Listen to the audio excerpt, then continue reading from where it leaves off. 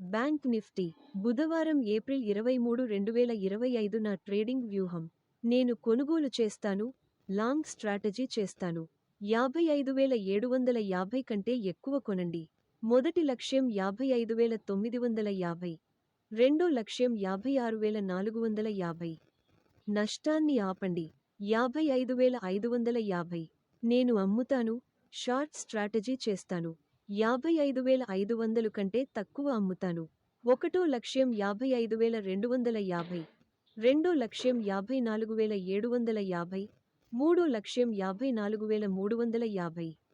నష్టాన్ని ఆపండి. 55,650. డిస్క్లైమర్: పైన పేర్కొన్న సమాచారం కొనుగోలు లేదా అమ్మకం సిఫార్సు కాదు. స్టాక్ మార్కెట్లో ఏదైనా స్థానం తీసుకునే ముందు దయచేసి మీ ఆర్థిక సలహాదారుడి సలహా తీసుకోండి.